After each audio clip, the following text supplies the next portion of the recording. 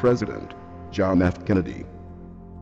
Ladies and gentlemen, the very word secrecy is repugnant in a free and open society, and we are, as a people, inherently and historically opposed to secret societies, to secret oaths, and to secret proceedings.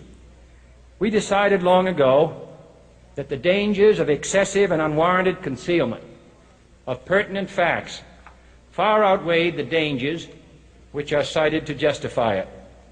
Even today, there is little value in opposing the threat of a closed society by imitating its arbitrary restrictions. Even today, there is little value in ensuring the survival of our nation if our traditions do not survive with it. And there is very grave danger that an announced need for increased security will be seized upon by those anxious to expand its meaning to the very limits of official censorship and concealment. That I do not intend to permit to the extent that it's in my control. And no official of my administration, whether his rank is high or low, civilian or military, should interpret my words here tonight as an excuse to censor the news, to stifle dissent, to cover up our mistakes, or to withhold from the press and the public the facts they deserve to know. For we are opposed around the world by a monolithic and ruthless conspiracy that relies primarily on covert means for expanding its sphere of influence, on infiltration instead of invasion, on subversion instead of elections, on intimidation instead of free choice, on guerrillas by night instead of armies by day. It is a system which has conscripted vast human and material resources into the building of a tightly knit, highly efficient machine that combines military, diplomatic, intelligence, economic, scientific, and political operations. Its preparations are concealed, not published. Its mistakes are buried, not headlined. Its dissenters are silenced, not praised.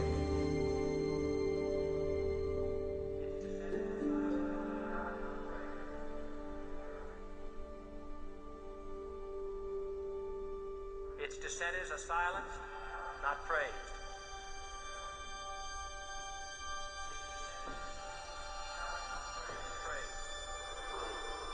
Its dissenters are silenced, not praised. Its dissenters are silenced, not praised. No expenditure is questioned, no rumor is printed, no secret is revealed. No president should fear public scrutiny of his program, for from that scrutiny comes understanding, and from that understanding comes support or opposition, and both are necessary. I am not asking your newspapers to support an administration, but I am asking your help in the tremendous task of informing and alerting the American people. For I have complete confidence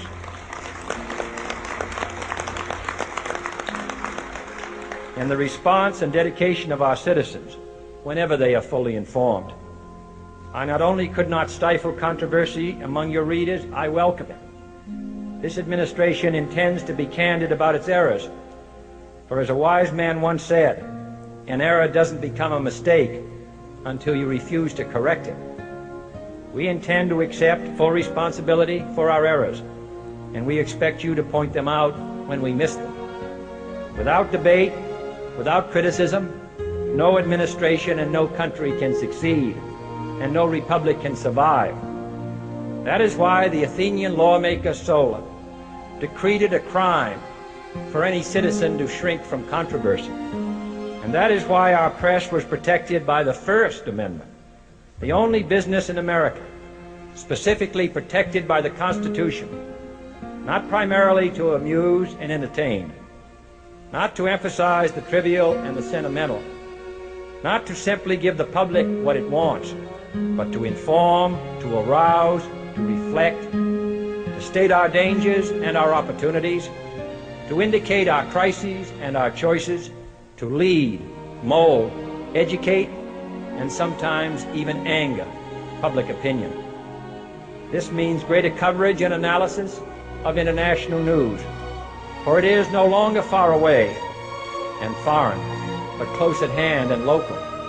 It means greater attention to improved understanding of the news, as well as improved transmission. And it means, finally, that government at all levels must meet its obligation to provide you with the fullest possible information outside the narrowest limits of national security.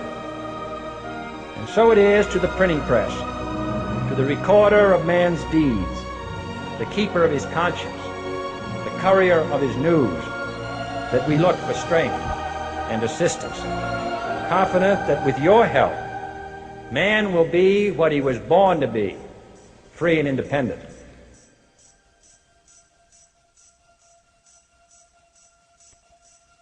You were both in Skull and Bones, the secret society. It's so secret we can't talk about it. What does that mean for America? The conspiracy theorists are going to go I'm wild. sure they are. I don't know. I haven't seen the web. Number 322. You both were members of Skull and Bones, a secret society at Yale. What does that tell us? Not much, because it's a secret. Is there a secret handshake? Is there a secret code? I wish there were something secret I could manifest. 322, a secret number? There are all kinds of secrets, Tim, but one thing is not a secret. I disagree with this president's direction that he's taking the country. We can do a better job, and I intend to do it. And we'll be watching. Be safe on the campaign trail. John Kerry, thanks for joining us. And we'll be right back. It's good to be back at the Council on Foreign Relations. As Pete mentioned, I've been a member for a long time and was actually a director for some period of time. I never mentioned that when I was campaigning for re-election back home in Wyoming. Senator Clinton, how you doing? I'm good. How are you Can I ask you a quick question while you signed that? Sure. It was reported in June of 2006 you attended a meeting in Ottawa, Canada, the Bilderberg Group. Can you comment on that? What's going on for the Bilderberg meeting, and what do you guys talk about up there? I have no idea what you're talking about. Yeah, you do. It was reported you were up there, and people saw you up there. I just want to know what you guys talk about and meet about up there. Sir, I don't know. Why are they such top secret meetings? I have no idea what you're talking Your about. husband went to a Bilderberg meeting too. I'm just wondering. I'm not being rude or anything. No, I just want to know what happens at these meetings. Well, since I wasn't there, I have no idea. Okay, thank you, Senator. Thank you. How are you? There you go. Listen, I am a happy member of the Bohemian Grove. I like the folks who come there, and it's really inappropriate for me to talk about the group beyond that. Thank you. Have you been there for the ceremony with the cremation of care? Frankly, I don't think that's something I need to talk to you about.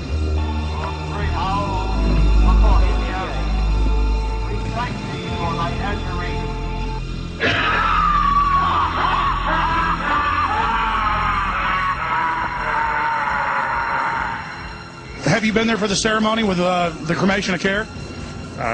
Frankly, I don't think that's something I need to talk to you about. Really? That's right. Well, I'm Alex Jones, and I snuck in there in 2000. I'm the guy that blew it wide open and got the video. It's been on national TV. Well, I disrespect you for that. You do? I do. But there's a lot of big public officials going in there. Don't we deserve to know? I don't know anything about you, and I don't know anything about your film. But if you go in there with an understanding, you violated that understanding by releasing that film, and I don't respect you for that. Really? But we have public officials. I'm sorry. You took an understanding when you went in there that you would not do that film, and did you have an understanding when you went in there? No. Did you crash it? Yes. Yeah, and it has no trespassing signs there too, doesn't it? No, they put one after. Oh, I'm sorry. I'm sorry, sir. I've been there before. I know what the circumstances are, and I'm sorry you violated the understandings. But that was not a gentlemanly thing to do. But what about the ritual? Is the ritual gentlemanly?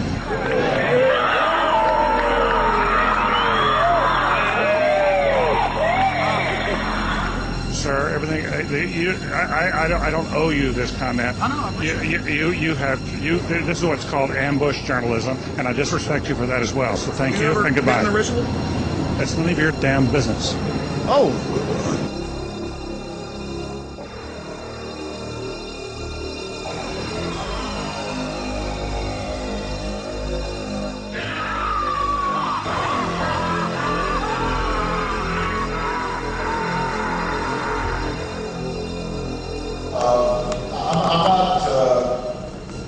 The Council on Foreign Relations, I don't know if I'm an official member. I've spoken there before.